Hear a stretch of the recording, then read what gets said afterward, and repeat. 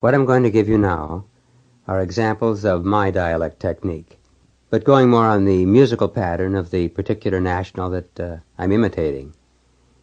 The lip and jaw placement, the resonating chambers across the cheekbones, the body movements, which, in more physically demonstrative nationals, affects the rhythm and the stress of their speech. I'll explain as I go along, and perhaps what I'm doing will rub off on you.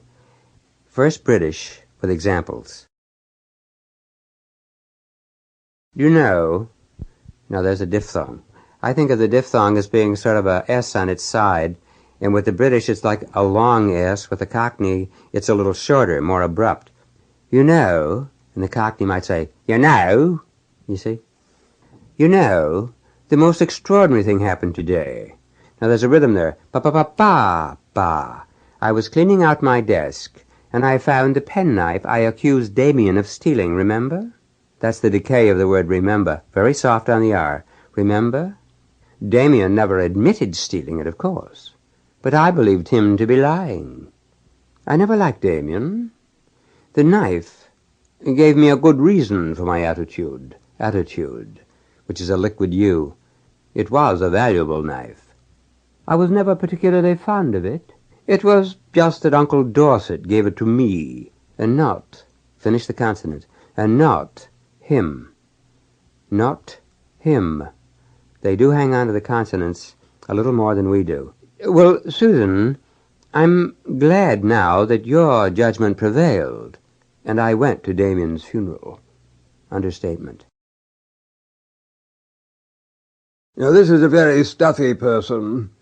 If creativity is the prerogative, then celebrate in song and story the sustenance the muse will bring, the mental manna that affixes itself like mucilage to the mind of the privileged, to be translated later to the starving psyches of the forthright but unfeeling, non-cerebral, finite minds of the multitude.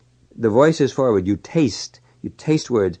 I feel that the sensitivity of my nerve endings in the lips is very, very marked. The jaw doesn't move too much. The tongue is on the roof of the mouth, pretty much. It doesn't go between the teeth, so that you have a very thin TH, not a dentalized TH like a D, which you find in many, many dialects. In fact, I find that in almost any speech other than American, the tongue can very well stay on the roof of the mouth. It helps us work through a conflict. So if I'm doing British, I'm just talking along naturally. Sample complete. Ready to continue?